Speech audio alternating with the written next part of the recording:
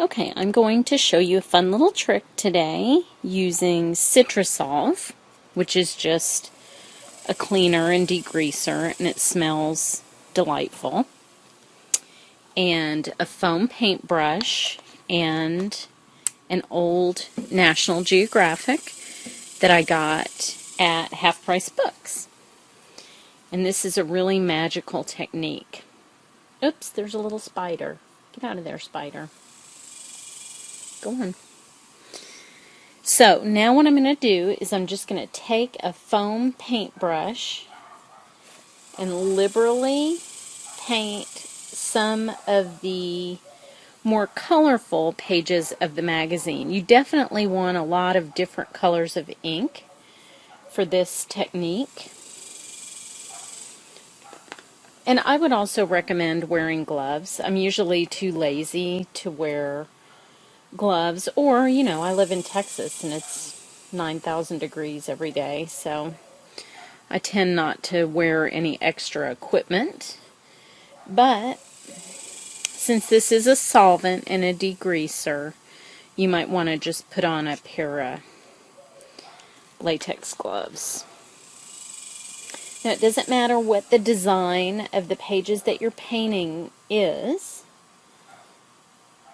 The only thing that matters is the color. And I suppose whatever this magical National Geographic ink is, I've only seen this technique using the National Geographic, so there must be something special about their ink. And there's obviously something special about the Citrusolve, which, by the way, smells so good that your finished product is also going to smell spectacular. It fades over time as the paper dries, but it's really, really nice. Now, underneath my magazine, I have just a stack of paper towels just to kind of absorb the extra Citrusolve. Even though I'm working on a plastic garbage bag, which has dual uses. I'm going to show you what those uses are here in a little bit.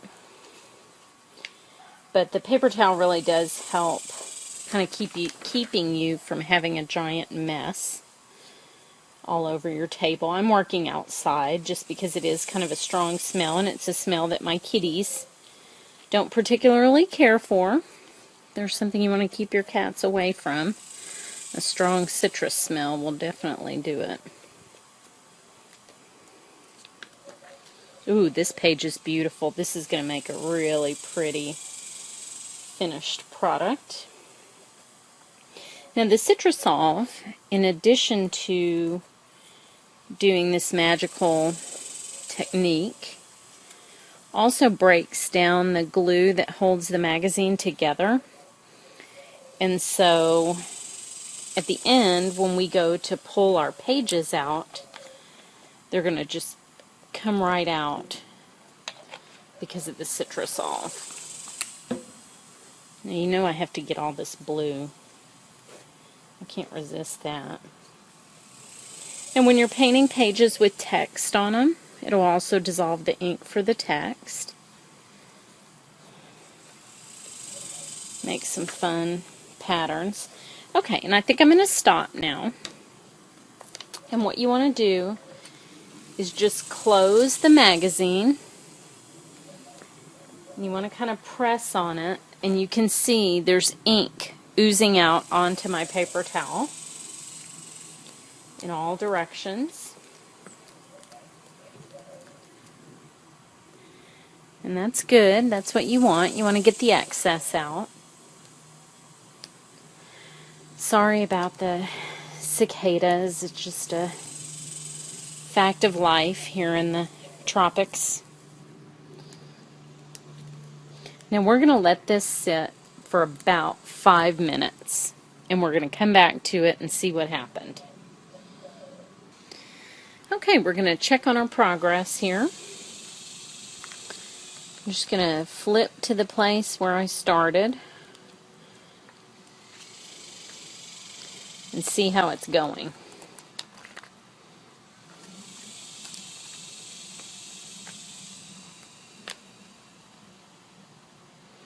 It's not quite ready yet. I can tell because the pages still look like themselves.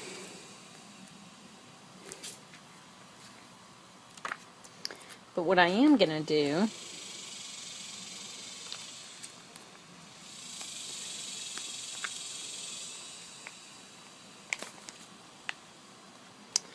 is mark my spot.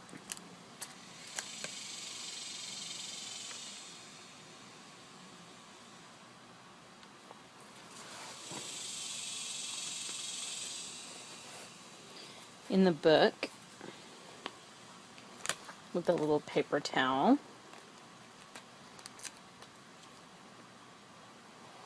Now see, that's starting to go. Look how beautiful and abstract that is.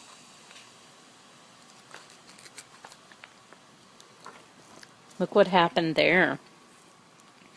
See how it just became a crazy abstract pattern?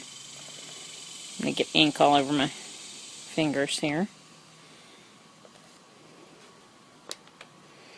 And here's the cool part about the garbage bag, is the garbage bag itself has a texture in it.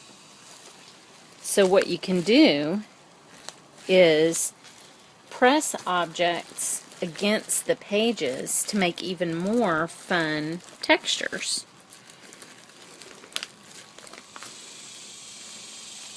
And this will lift the wet ink and give you kind of a, to me it looks like polished stone texture.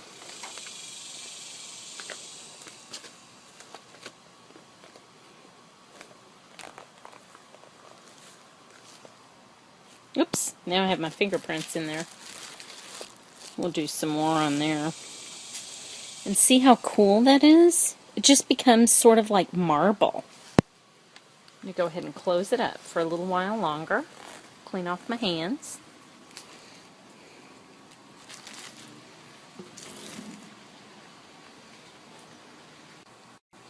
Okay, if you listen real closely, you might be able to hear our ice cream truck.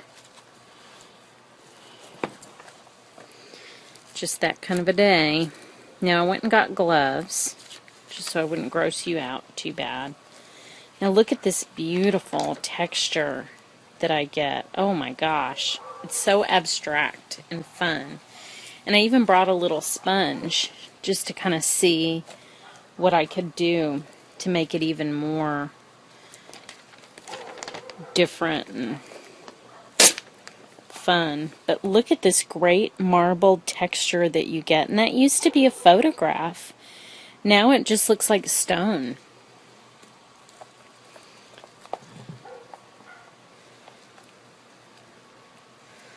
Let's see what we get here. Oh, that is beautiful. And see how the ink is running in to the center there? Now, again, I can take in this smooth area where there's not a lot of texture, I can take the garbage bag and make these beautiful sort of, to me they look like undersea textures. And there's another. Now I can use that on any project that I want. Here's a little close-up. Doesn't that look watery and fun? Here's another pretty sort of green one. And look at this beautiful feather sort of pattern here. Take that out. Now, if you like the texture as it is, as it sort of comes out of the magazine, with these textures being created just by the pages pulling apart, then just set it aside to dry. It'll dry in about half, well, it depends on where you are, I guess, and your humidity. Oh, that is stunning. But again, you don't have to change the look, but you can very easily change the look just by touching it with something.